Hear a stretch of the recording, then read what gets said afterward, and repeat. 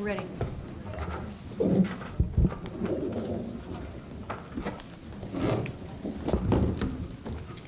Okay, good evening, everyone. Tonight is January 18th, and we're here for session number 9. First, I'd like to start with introductions. My name is Christine Schroed. I'm Chief Negotiator on behalf of the school board. My name is Julie Sessa. I'm Assistant Superintendent of Human Resources for the district. Sherry Richardson, Coordinator of Professional Standards. Don Calderon, Director of Risk Management and Employee Benefits. Jeff Raymond, the Director of Recruitment and Retention. Carter Morrison, Assistant Superintendent for Finance.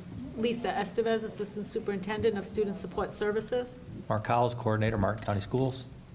Pat Holtz, MCEA. Susan Rayo, MCEA. Tango Stiaga, MCEA. Gary Simmons, Chief Negotiator for MCEA from FEA. Matt Theobald, President, MCEA. Lonnie Barch, MCEA. Kim Love, MCEA. Ariane Deneen, MCEA.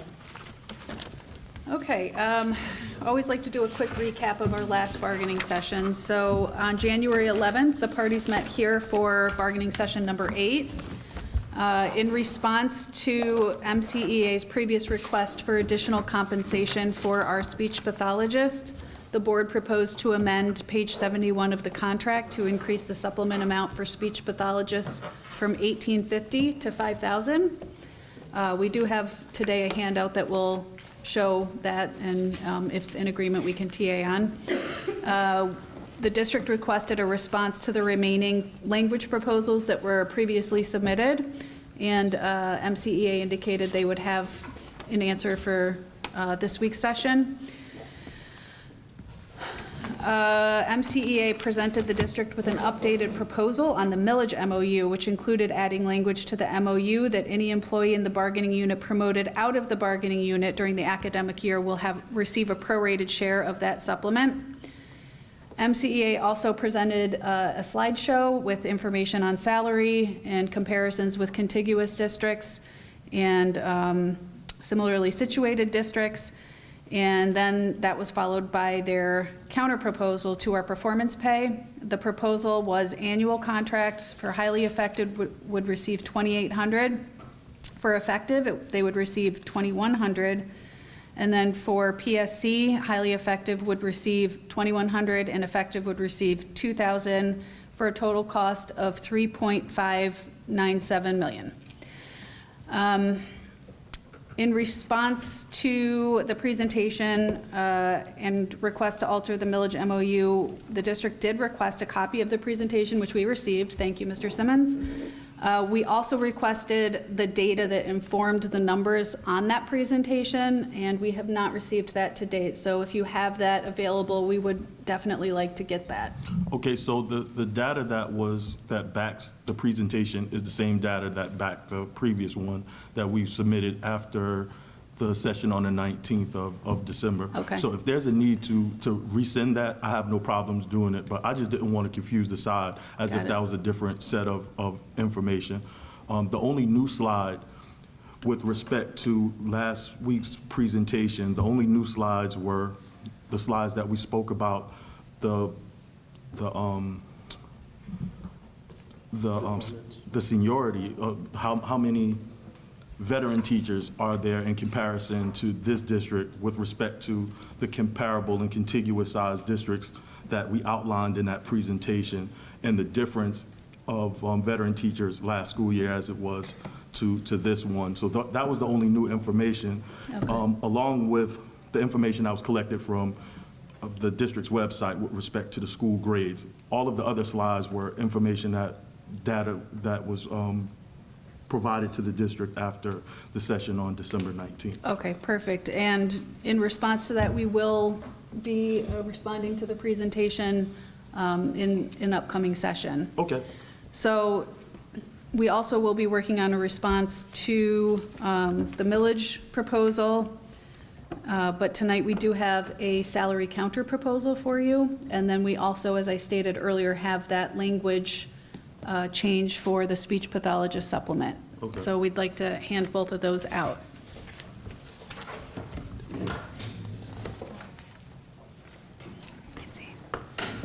Liz, anything you want us to? Can I get one of those?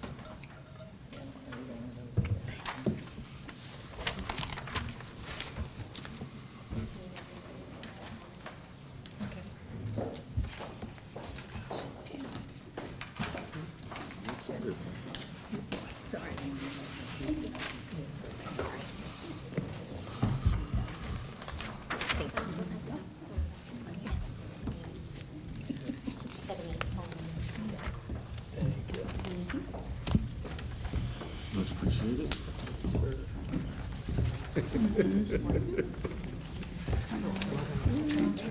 No. Yes. We got it on the whole bunch. We're good. Correct. You're forgetting. Yes. I didn't do that one. Yeah, I know. Oh, not three holding it? Can I get a copy? Okay, we got it highlighted and printed. Yeah. Absolutely. It's in my book, hold on. So you guys don't have to get up.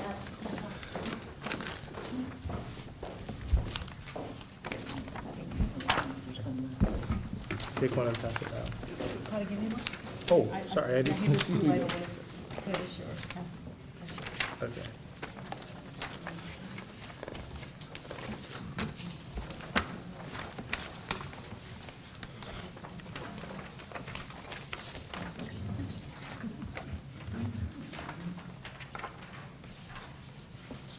Christine, you want me to walk them through it? Yeah, that, I think, Yeah, so what you have in front of you, as you may recall, prior to the January the 11th session, the district had reserved monies for approximately 147 MBUs that were brand new to the district that did not bring in, or at that time, we have received evaluation from a prior district. So we went back and we did some scrubbing of the data to see, of the 147 who are brand new to the teaching profession, so the possibility of them bringing in an evaluation from a prior district is literally next to nothing. Our practice here, as I understand it, is a newly hired teacher has 90 days to bring in the eval from a prior district so that we can get that in the payroll and get them paid. So we made a conscious decision to eliminate the funding that we held for the 147 teachers and spread that throughout the schedule. So I believe, and again, this is dated a little bit because it says 111 at the top. I thought this was going to be presented last session. I was not here, for the record. So we increased our offer from 1,000 up to 1,200 for annual contract highly effective. We've eliminated the uncategorized highly effective that used to be 147. I think it came from 153 to 147, so we took the money out completely. Effective was for annual contract is $82 or $900, and the PSC grandfathered is $900. And you'll see in the formula, as we've kind of talked a little bit, I adjusted it to just say the 75%, which would come out to the $900 less $100. So the effective would be $800 at this point. If I can, Christina, not to conflate both issues, I'll take any questions you might have, but I wanted to say a little something about the data regarding what was presented last week. So I'll take any questions if you have any at this point regarding the pay for performance offer.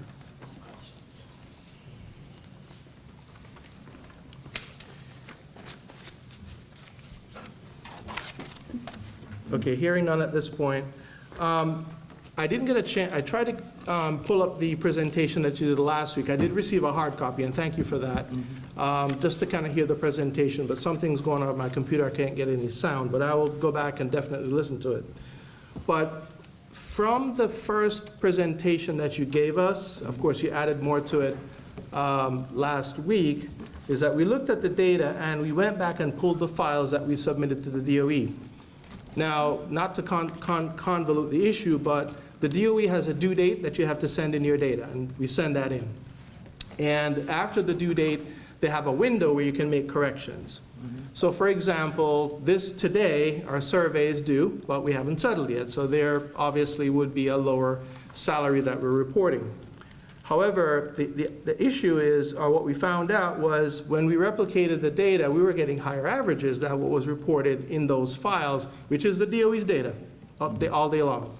But what we realized was that the DOE has a formula to eliminate certain records out of the file. So we reached out to them, and they actually sent us the formula yesterday. So today it was reported to me that we've been able to replicate the file for those years, at least 1 year so far, we're successful in replicating it, so then we can see exactly what happened. One of the big revelations to us was the file includes charter schools. So if a charter school has a lower average teacher salary, it's going to bring the district, or the charters may possibly bring the district down. So there are factors in there that do affect those averages. So the other thing that I wanted to also point out, and we've kind of talked about it before, on one of your slides, I'm just going to jump to it real quick, you had Indian River, gosh, where is that thing?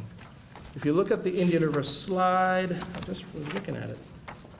You got the Indian River, anybody have the Indian River, the slide from last week I can borrow for a second? Yeah, here it is. Oh, sorry.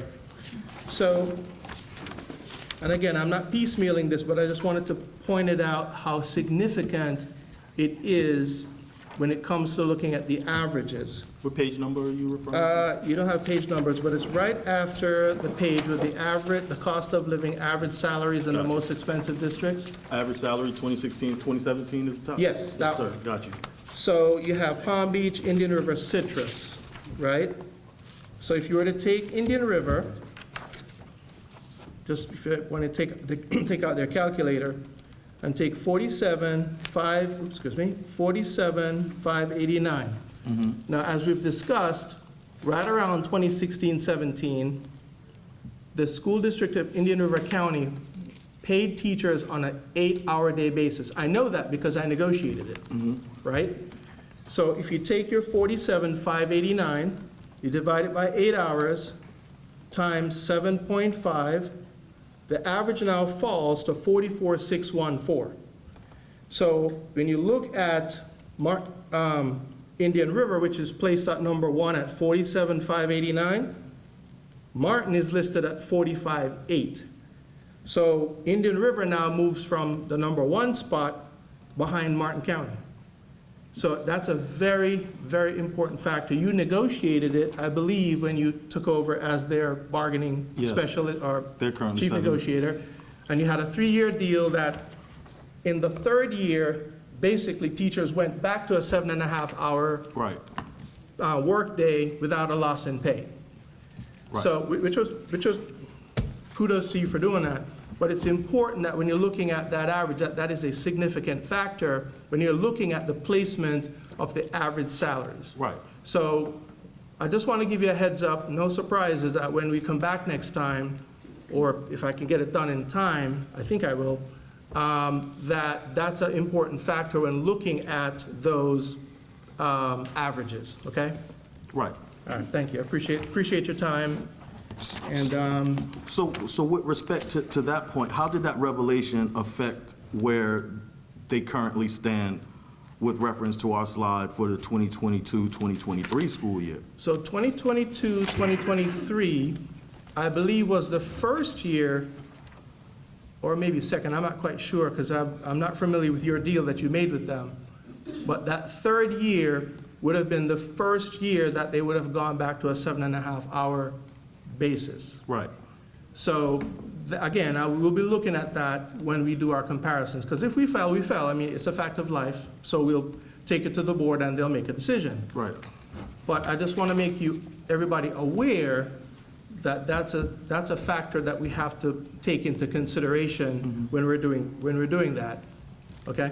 Right. So thanks. I think that's an interesting find. And I wasn't here 2016, 2017, and the fact that they were on the first contract that I negotiated for Indian River, we replaced that 8-hour and went back to, because we wanted to try to get an equivalent amount of work hours in the entire Treasure Coast, so that we'll be, like, You're as we looking always at do. apples to apples, for sure. Absolutely. We want to make sure we have the same amount of apples in the apple carts. So that was a motivation, so that we all would be on the same hourly contractual hour across the Treasure Coast. But yeah, so now when we're looking at their salary for 2023 and Martin County's salary for 2023, we should be comparing the same fruits, for lack of a better analogy. Now, it also depends, again, on when we settle.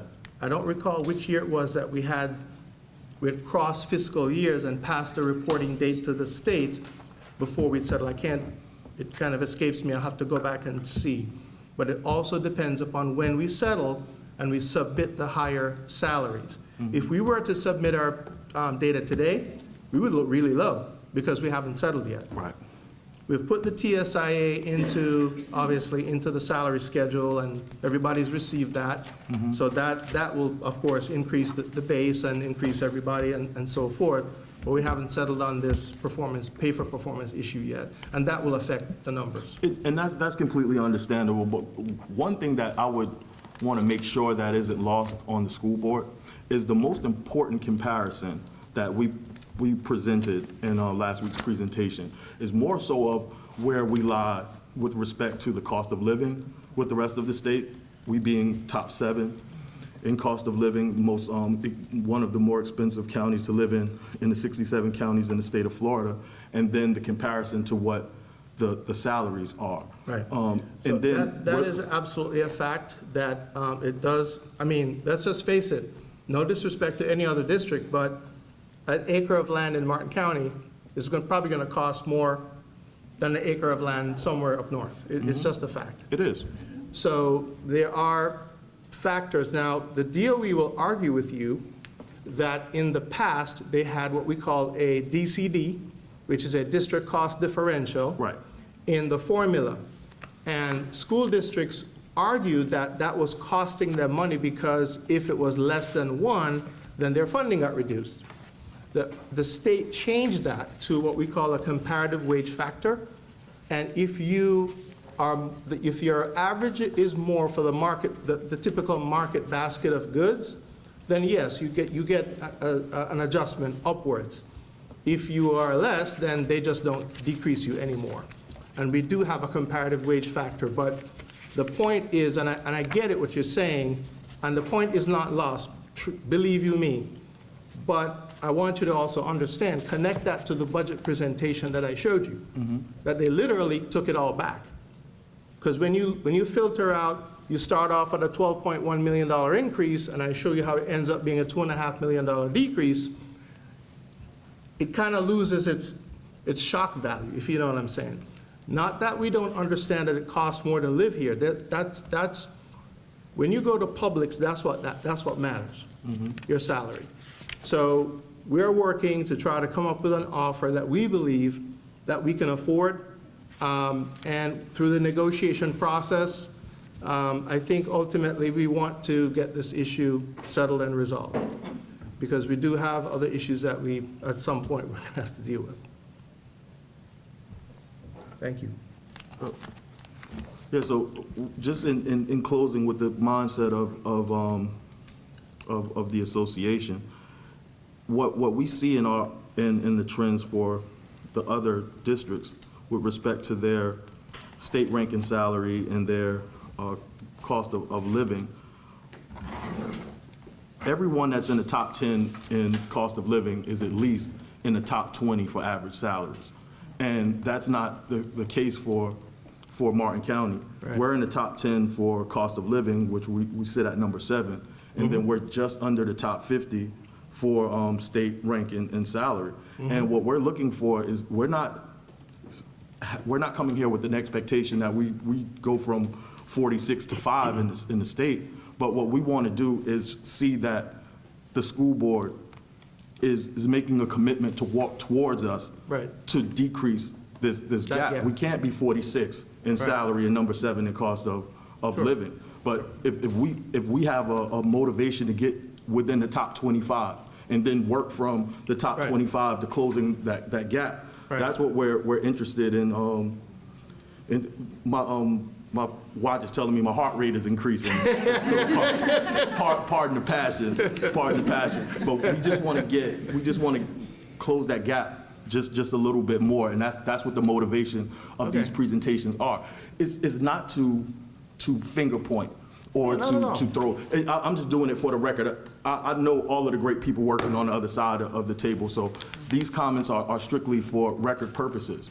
We know that this problem exists, and we're not trying to embarrass or shame anyone. It's just we have a responsibility to bring forward to this process what our members are echoing when we're speaking to them. So that's what the motivation is through this process, that we can somehow close that gap just a little bit, and it would be more beneficial. Because you have motivated workers, then you get great performance. Yeah, And we've shown in the last presentation, it's on the district's website, the incredible job that they have done with respect to these school grades. And I'm just imagining how much greater it would be when they feel that this gap is closed and they can afford a little bit more.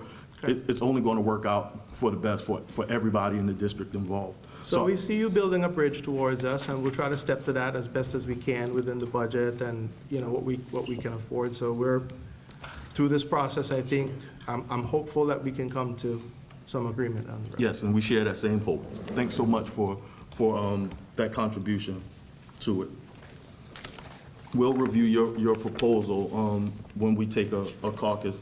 I'm not sure that we're going to be able to respond tonight, but we'll definitely take a look at this counter proposal. So unless my team has any other questions, we're more than happy to move forward to the next document that was passed out. This one?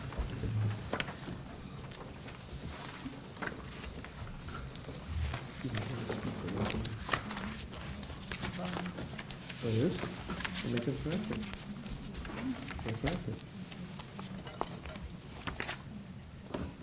We can talk about that in the caucus. What's up? We can talk about that in the caucus. Oh, okay. So, I don't think that this one, you guys explained on a record last week, so Yeah. this is just a memorialization of what we discussed in last week's session, right? It is, yeah. Except that apparently there's a Scribner's error on here that we probably need to come back after caucus and point out, so we don't Okay. miscommunicate what our intent is. Okay. Okay with that? It would just be regarding the CCC credential. We need to look and see what the other allowable credentials are in the state of Florida, because we may have some that are not CCCs. So that's, I think, where we're trying to figure out what that actually looks like. So we just want to make sure all of the speech pathologists can get it. And we're not limiting it to just CCC. Lisa, I know you had mentioned this last time. There was sort of a discussion about the funding source for this. Can you explain that again? Oh, So so. I defer to the financial person because we had discussion. You were pinch hitting, I understand. Yeah, so behind the scenes, I believe you brought this forward in a labor management meeting, and so we've been kind of trying to figure out how can we obviously come to the table and, you know, amend this to at least increase the supplement. And by doing so, of course, necessity is the mother of invention sometimes. Here we started looking at our Medicaid billing, and we realized that there are some services that we're providing that are eligible to be reimbursed from the federal government. So we're actually working towards a 2.0, Medicaid 2.0 software or something like that with some training that we could pick up some additional revenues to pay for this increase in cost. Thank you.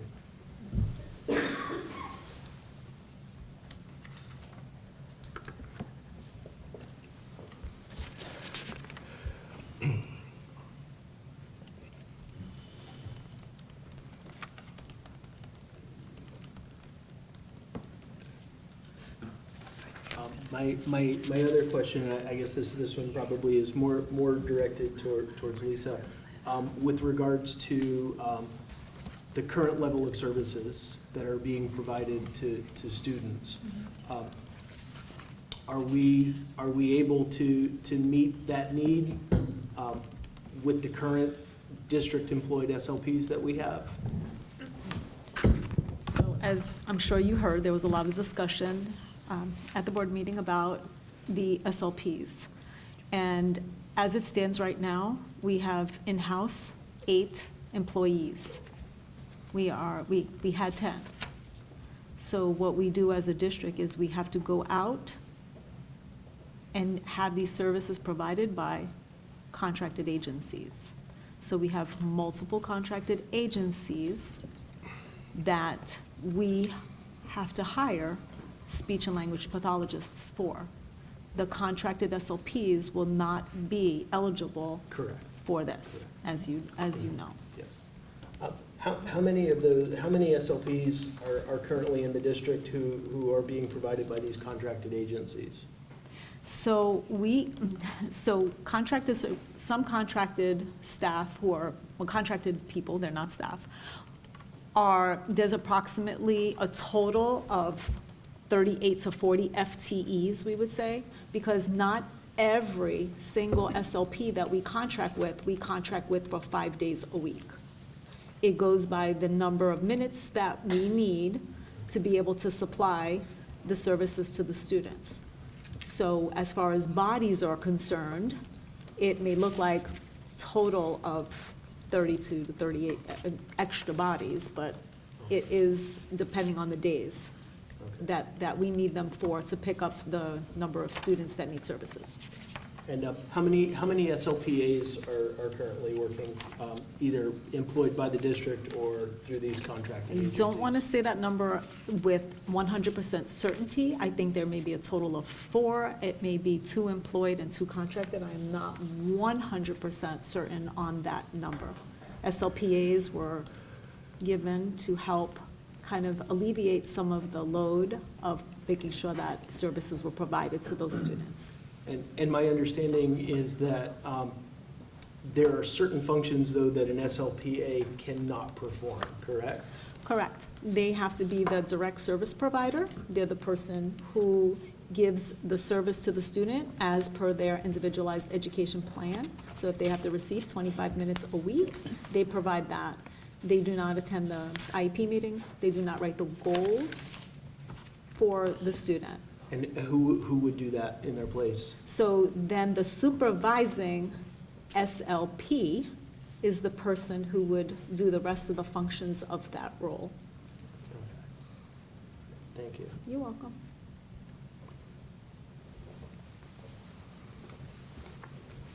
Anyone else have any questions or comments or concerns? I do have Ariane's got a question. Sure. What I'm curious to know is if the SLPs who now have the responsibility of an SLPA to supervise are being compensated for that. There was no additional compensation, but how we went about it was asking who would want to supervise the SLPA. It wasn't forced upon them, it was asked if they wanted that to. And like I said, it was originated out of a need to make sure that, as you know, students need to receive their services or we're gonna have to do compensatory education for them. So at this time, no.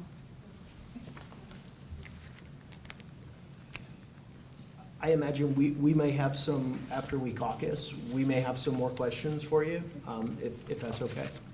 Absolutely. Thank you. You're welcome. Yeah. So prior to caucusing, I'm just looking at the notes that I have from the document that was passed out in session number 5, I believe it was. Christine, you did this one for me? Yeah. Okay. It's a couple of, in the recap and review for today's session, one of the things that I recall and wrote down in my notes is that the school board is asking for some responses to these documents. So prior to going into caucus, I would like to begin a conversation around Article 6, professional issues. Looking in my notes in preparation for these meetings and our bargaining team meeting, I have some notes that requires some conversation. So if we could start with Article 6.4, duties and record keepings and the minor language changes with respect to that.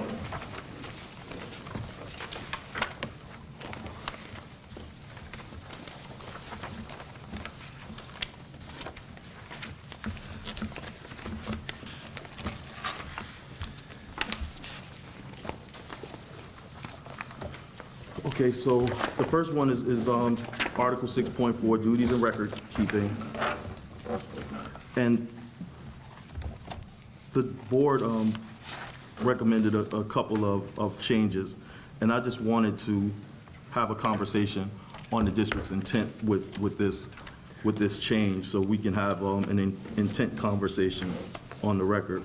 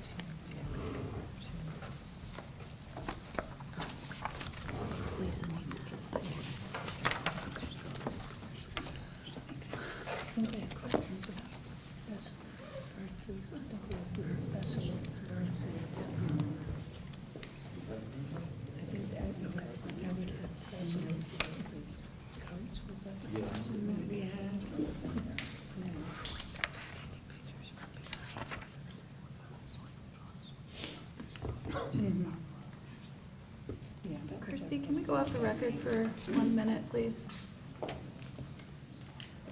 Back on? Thank you, we're back on the record. Okay. So, yeah, we just wanted to have a quick conversation with the district's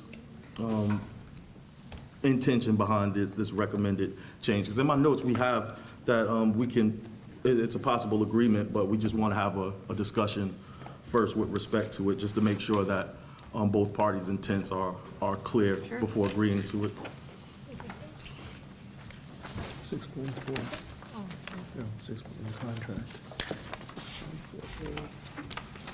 So I can weigh in just in general why this was changed. Okay. So I think basic education teachers doesn't really capture how the terminology that we use today, so we changed that to general education teachers. Same language, that they'll be notified in advance of an IEP meeting. In circumstances where we can't, find coverage, or there's some other circumstance where the general education teacher cannot participate in the IEP meeting or 504 meeting, the ESE staffing specialist will get that information from that teacher so that they can relay it then at the IEP meeting or 504 meeting, because it is very important information for the team to consider. So that's really the purpose behind that.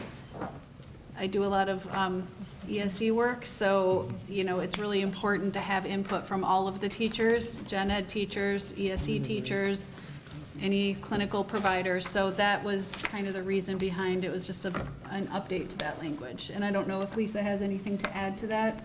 No, I mean, we use general education. Yeah. Teacher, and it should be ESE staffing specialist for IPS coach. Right, so- Replace that. Yeah, that's it. That was a proposed change. You have ESE staffing special, yeah. Yes, correct. So, To further just enhance what Mrs. Schroeder is saying, is that the since ESE students are general education students first, we require and really want to have, they spend the most time, if they're in a general education setting, with the general education teacher, with support by a special education teacher. So their attendance is always critical and vital to the meeting. okay.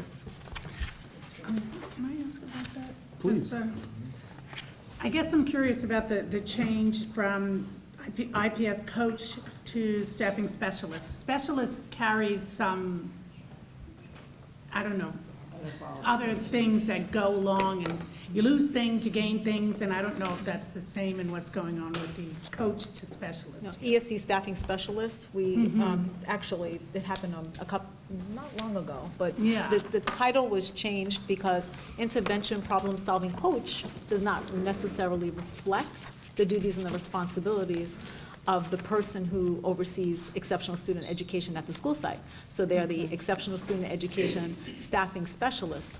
Part of that word staffing comes into place because what do we do when we're finding students eligible for special education? We're staffing them. They get staffed into special programs.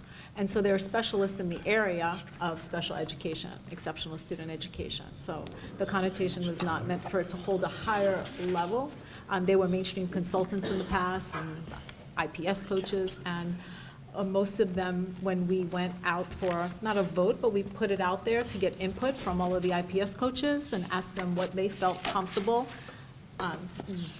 Very, I would say with a high degree, they all were saying ESE staffing specialist. In many counties and surrounding counties, that is the title of the ESE person at the site. Okay, so when the governor sends down monies that can only go to certain people, this person who got it as a coach can still get it as a specialist? Yes, That's they're still, kind of what they're I'm saying, right? MCEA, they're Yeah. teachers, and whatever the teachers are getting, they are, Okay, they so are they haven't lost definitely that status. receiving, absolutely. Thank you for asking that. Any other questions from the team with respect to Article 6.4, duties and record keeping? Okay, we can move to 6.7, interim teachers. Now, this section of Article 6 was stricken in its entirety, so we just want to have a conversation around what would be the district's intention or plan should we come to experience an event that a school is not able to secure a certified teacher. So if we're striking this as an option, what would be the district's plan with that? So I can tell you that since we submitted that proposal, we had some further discussion on that, and since I know, I don't remember which one of you brought up that concern about interim teachers and making sure we're calling them the same thing. Well, we have that, the nomenclature of interim teacher is used two different ways. Yes, and so it is confusing, and so what we would like to propose is changing how it reads so it's interim classroom coverage, because we feel that that's what this paragraph is covering. And so we clarified it, and it would read, and I apologize, I don't have the handout for that, but it says, in the event that a school is not able to secure a certified teacher to cover a long-term teacher absence or vacancy, the principal or designee will seek a volunteer teacher from his or her teaching staff. So that's kind of how we changed that so that it's not confusing With an actual interim which is a posted job. Right. For someone who is going to be out for a long-term leave. So it made more sense to us to separate it so that we didn't have a term that meant two different things. Right. Okay, so the next time we see this language proposal, it wouldn't be a strike-through of its entirety, just No, change it? correct. Okay. No. I'm adding that to my After our note. dialogue, we went back and looked at it. Yep. Thank you. Yes. Moving right along to Article 6.9, rules and laws available. So this is proposed to delete this entire sentence. We just want clarity as to the reasons why. I have a couple notes from this discussion previously. I just want to make sure we're still on the same page.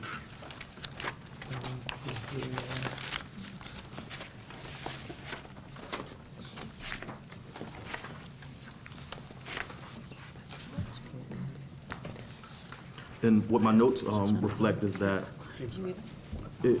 I should refer to the website, to the district-wide website and the school websites, and that's where these documents will be housed now instead of in the library. Is that, my understanding is correct? Yep, that's the reason why we decided that paragraph was a tad outdated. Right. So has those laws been uploaded to the district websites and the school websites, or it's pending ratification of this agreement? Which Which, specific yeah, law? what are we, So this is 6.9, so it just says a copy of rules adopted by the board, a copy of the Florida school laws, and a job description book shall be available to all employees at the media center or library at each school.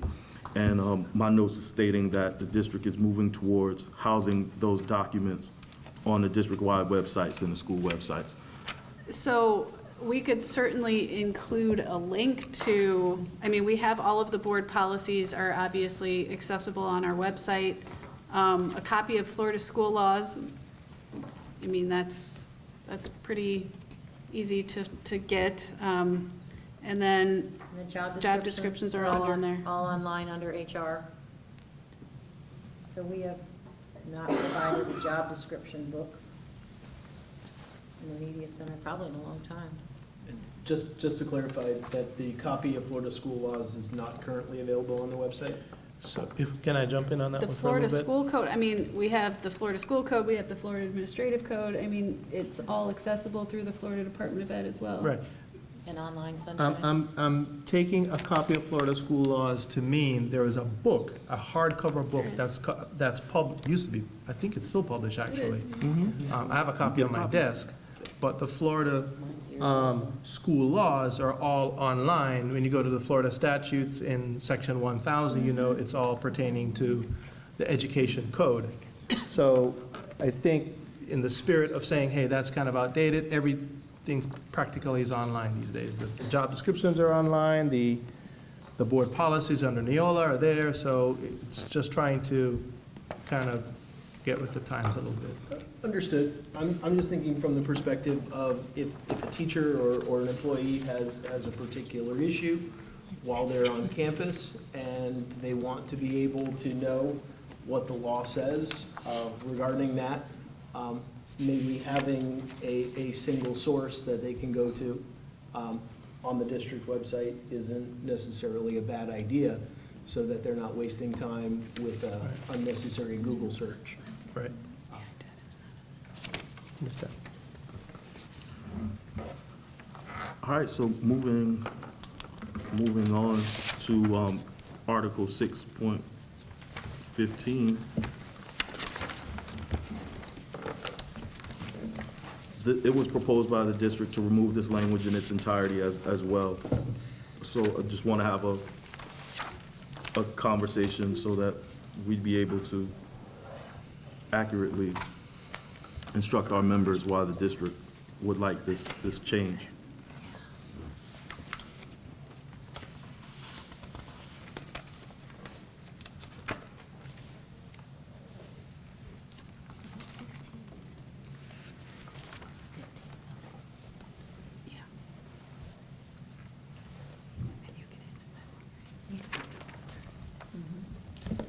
Yeah. No, we do it. So the FA, isn't this the student interns? Student interns? Gary? Yeah. We do not have the Good Fit program. We only have the AIT program. We have, the board approves a contract with FAU for the AIT program.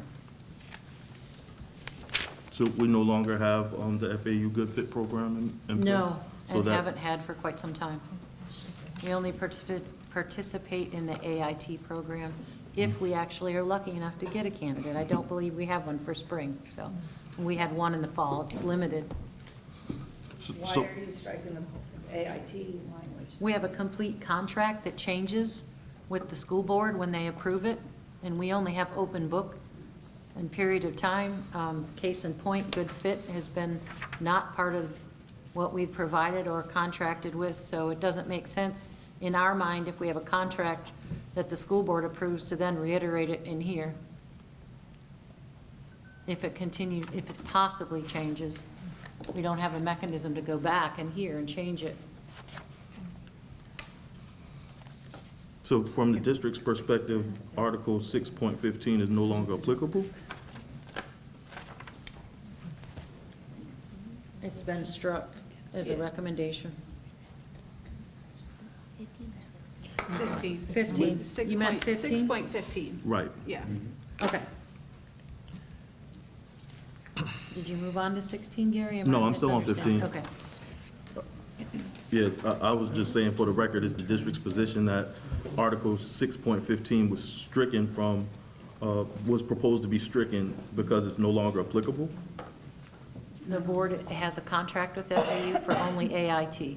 Okay. So, under that contract, could a teacher be compelled to serve as a peer teacher to an AIT teacher? I think if you have a language change and want to come back to what we have stricken, we're welcome to receive it.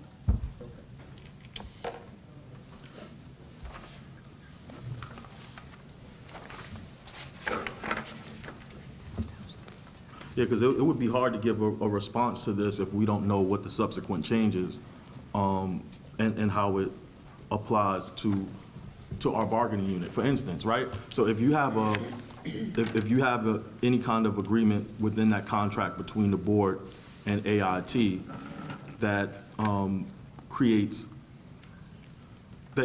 a change in the working conditions for our bargaining unit members, then our subsequent role would not be to say, school board, you can't do this.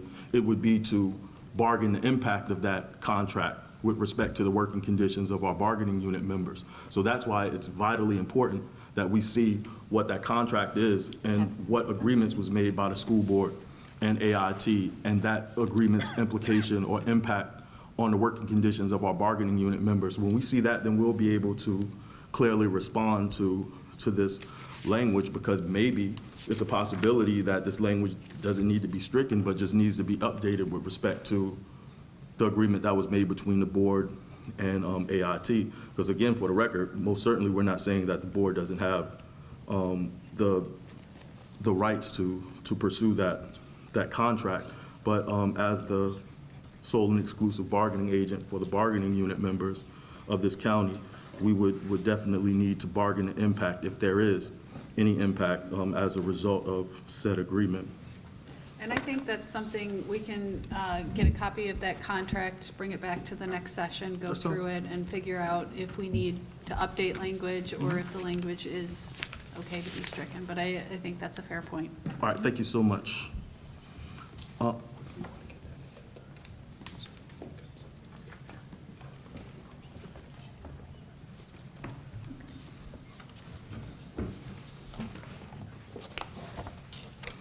All right, we can move on to Article 6.16, fingerprinting.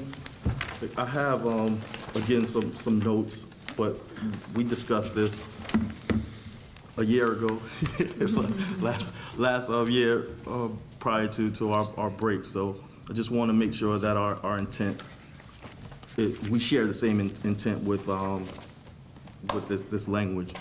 So this language has been proposed by the district to be stricken in its entirety. Just want to have a quick conversation around that decision.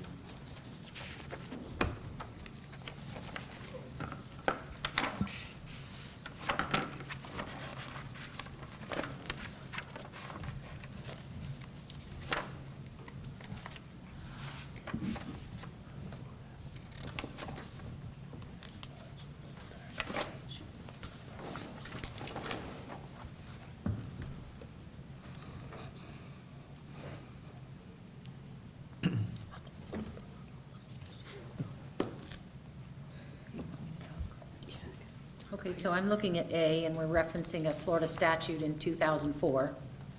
So again, we're trying to make sure that our language in the contract isn't tying to a statute and then putting the date that we wanted the statute, or the state the statute was provided in the document. So again, we don't have open book every year, so we want to make sure that we have things in here that impact the bargaining unit, but not continually have to update a Florida statute and what year it was approved. This one was if employees hired on or before 2004. And these are district requirements under the statute under fingerprinting. Yeah, and it's not intended to cover any future legislative mandates regarding fingerprinting, and there is future mandates regarding fingerprinting. It'd be transparent to employees. It's where the fingerprints are. There's a clearinghouse, and then there's FDLE, and that's changing at some point in the future in the legislature. But you're welcome to make, again, a comment back to us as we move back and forth with the language of what you'd like it to read. But most of this is outdated. Yeah, it's just, it's not from a perspective of what we would like it to read, because when, I just want to give you a peek behind the curtains on our side. Okay. If we don't have a problem with it, we don't change it. So it's hard for us to sit here and look at an article, a section of an article that's stricken in its entirety, and then say, what do you guys want it to say? It says what we want it to say currently. So if there's a proposal to strike that language, then we just want to have a discussion as to what's the district's premise or purpose for striking it. Because when we go down to section C of this article, it reads, the Martin County School District has agreed to pay the cost for re-fingerprinting all current employees. So because we strike this language, does that mean that the district no longer is on the hook to pay the cost for re-fingerprinting? Not in school board policy. Right, but it's in our contract. So it's not in our contract, I mean, not in school board policy, but it's in our contract. No, So- it is, I'm sorry if I misspoke. Okay. It's in school board policy that we pay for it. Okay, so you're saying that this mirrors an agreement that already exists in school board policy? Yes, So sir. it's just repetitious? Yes, sir. That's just the discussion that we want to have. So Understood. the response is, the response that I'm gaining is, it's not necessary to be memorialized in the collective bargaining agreement because it's already housed in school board policy, which Yes, is a sir, it governing is. document for this. It's past practice for Okay. years. Yeah. Okay. And it's updated more frequently, I would imagine, when new legislation is passed, so. I think one of my colleagues have a question. I just had a quick clarification. On B, it says that we must run a new report every 5 years. Is that no longer the case either? That's Florida statute. Yeah. Okay, so we have to have everybody's fingerprints on file to run a report, to run it against the FDLE database every 5 years. Correct, but we keep the same fingerprints. We don't reprint you every 5 years. We just run them differently on the 5th year. Okay. Got There's it. retention fees we pay between year 1 and year 5, and we pay for those for our employees as well. It's $6 a Okay. year. Thank To you. retain your fingerprints, and then in the 5th year, they rerun them as a statutory requirement. Okay, thanks. You're welcome. Anybody else? Can move on to Article 6, Section 17, restraint and seclusion. So the notes that I have on this document states that we want to take out the word seclusion. And then there's some other changes as well, and I have it as quote-unquote cosmetic changes to our language.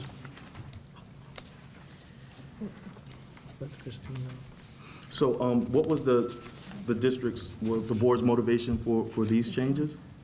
So in working with Lisa, there's several changes. The seclusion part, we're obviously not allowed to utilize seclusion as a behavior technique. Just other changes included the responsibility in order. We did assistant principal first, crisis team leader second. Instead of IPS coach, again, we're updating the language to ESC staffing specialist. And then I know throughout Martin Girls Academy is now sales. Well, it's been May I closed. just add, there was some things that I looked at, I'm looking at this right now and saying that I'd like to re-go back to this, because yes, we do not have Martin Girls Academy anymore. We don't have we have one position for a behavior specialist in the district, and some schools may term a person who does dean work and call them a behavior specialist, but they don't have the credential for that. And so as I'm looking at some of the things on here, I'm not sure if it was an oversight on my part, that some of these things, when we're looking at the responsibility of who is going to to be in charge of the school, in the past, we have had sometimes our school psychologists even listed as a person because they've had educational leadership. So I would like to revisit this before we go ahead and make a commitment to make this the steps and who the next person would be to provide support to the school in the event that an administrator is not at the school site. Okay. And while I have you, Lisa, Yes. the number 4 under section B, ESE program specialist, I see that's underlined, and my understanding is that that would be an additional position that's added to this list of positions. Is that a correct interpretation? So again, that's why I want to go back and look at it, because Okay. an ESE staffing specialist, a program specialist is different than the other position we were talking about earlier. These are MCEA members. They work in the ESE department. They're assigned to school sites. We have a number of them, but their duties may not necessarily lie in overseeing or providing support and stepping in a leadership role when an administrator is out, not on site. So, yes, it looks like what you're saying, it is added to that as Okay. one, but I cannot say that the ESE the program specialist would have time necessarily to be that person, to do that when they have to visit schools, they have caseloads. So Gary, what we're saying is we'd like an opportunity to just Yeah. go over it again and resubmit it as part of our Yeah, proposal, just like- clean it up a little bit. Just like Yes. 6.7, so I'm writing the same thing in my notes for Okay. 6.7, yeah, totally understandable.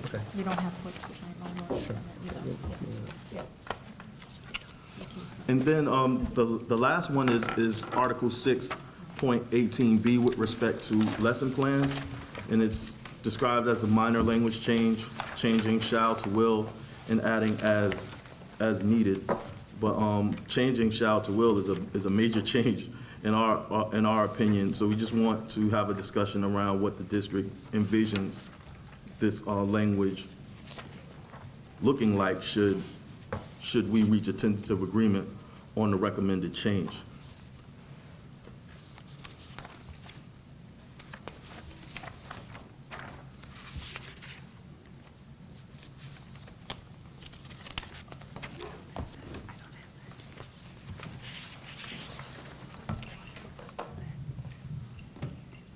And the end of the sentence has as needed on it, right, Gary? Right. But the biggest concern that I have is striking out shall and replacing it with will, because the way that we interpret that, it goes, with that change, it's now a mandate. So what would be the district's motivation or the board's motivation to strike shall, replace it with will, and how do you see that change being implemented? So what happens when we go from shall to will? And I think maybe, Jeff, if I can call on you, I know we had some discussion surrounding feedback on lesson plans, so from a Yeah, no building problem. leader perspective. My take on it, my greater concern is with as needed. So will would mean as the principal, I'm required to give this feedback, but to be fair, I don't know how we would interpret as needed. That's probably where I would seek the clarification. Principals are required, or assistant principals are required to give feedback during observations using the iObservation tool, providing feedback on creating units and lesson plans. So you're required to give written feedback in iObservation. So that's a fact. I'm not the author of the proposed change, so I'm only speculating, but my greater pause is with as needed. Then, will, I agree, is a mandate. You need to do it. But as needed, who determines that, and what's the definition? Okay. Thank you so much, Jeff. Thank you so much. So that's something that we would have to take a look at, because we would need to define whose need is it based on, whether it's the principal's need that is based on or the actual instructor's need. So allow us to revisit, to take a look at that language and possibly revisit it next week. But I think that everything outside of Article 6.1 with respect to the payroll deduction, that we'd be able to provide a written response to these proposed changes in its entirety in the session that we have scheduled for next week. It's just, I want to take an opportunity to go over some of this discussion that we've had and come to a final decision on what our position is on these proposed changes. But I would like to recap if I know that we stated it in a previous bargaining session. I believe it was bargaining session number 6. We definitely don't have any appetite for reverting or moving from the language that we have in our contract as must and to weaken our language and replace it with may. I do know that our previous discussions, we don't have an appetite to weaken our contract. It's very, very hard to get a must in a contract from labor's perspective. And it would require a lot of conversation to justify changing from must, which is the equivalent to a mandate, to may, which is going from a mandate to a suggestion. And that would definitely weaken our contract. So I think I've gotten everything that I need to be able to provide a response to all of those. And I do have a response to 12, Article 6.1, the payroll deductions. We just would present that all at the same time. So unless you guys have any questions, or we can move to a caucus, and then I'll have a written response to these proposed changes in next session. Okay, All right. that sounds good. All right, thank you. Okay. Yeah, that's 6.1. It's all been done. You didn't put all your changes. Ready as I'll ever be.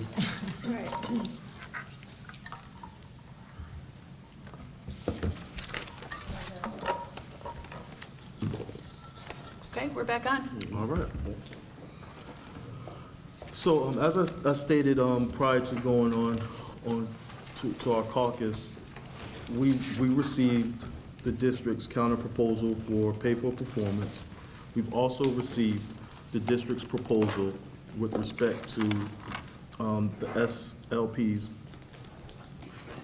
supplement, and also a list of these proposed changes that the district presented in bargaining session number 5. What we have currently is just a couple of questions with respect to the proposal for the SLPs, but we're going to be meeting, and you know that our next scheduled session is right around the corner on Tuesday. So we'll be meeting between now and Monday evening, and we would have responses to these items on the next session, which that would be session number 10. Yep, so session number 10, we'll have a response to that. So at this particular time, I'm going to turn it over to Matt for his questions and concerns with respect to the SLP proposal. No, thank you, Gary. I appreciate that. Just a couple of quick things, and I'm sure we'll have more to follow up next time. But my first question, and again, I'll probably direct this to Lisa. Can you tell me when the last district employed SLP was hired? Not off the top of my head, but I definitely can get that for you. Okay, Since sure. there's approximately 8 of them. Okay, I would appreciate that. And then conversely, what is the contracted amount of the contracted salary for the non-district employed SLPs? When they're contracted out with these subcontractors, what is that dollar amount, and where does that money come from? It was an average between 73 and 75. Okay. And I've been holding off and trying to keep the contractors from increasing the rate because they keep wanting to increase the rate. Understood. Understood. Are our recruitment and retention efforts directed at recruiting SLPs? I Is mean, there a tar- I would is there tell a you tar- no more than any other position in the Understood. district. Okay, The same as, okay. Obviously, when asked. and I'm going out on a little bit of a limb here, but obviously we want people working for us instead of spending money outside for those contracted services, as long as we can provide it internally. That would Understood. be our preference, to have members. Okay. We appreciate that. Internally, we have reached out to local universities internally within the ESC department and trying to have conversations with any of them producing and sending out SLPs. We have a SLP manager that she has tried to forge those efforts to get more people to come on board, check us out, and become employees of the Martin County School District. Okay, okay. Thank you for that, thank you for that. That's all that I have at this time. Does anybody else have any other questions? Thank you for answering those for us. We appreciate that. Matt, would you like for me to give you the updated number on the SLPAs? Oh, yes, I'm sorry. I knew there was one other thing. I didn't put it in my notes, but yes. So the correct number is there are 6 contracted SLPAs and 1 employee SLPA. Okay.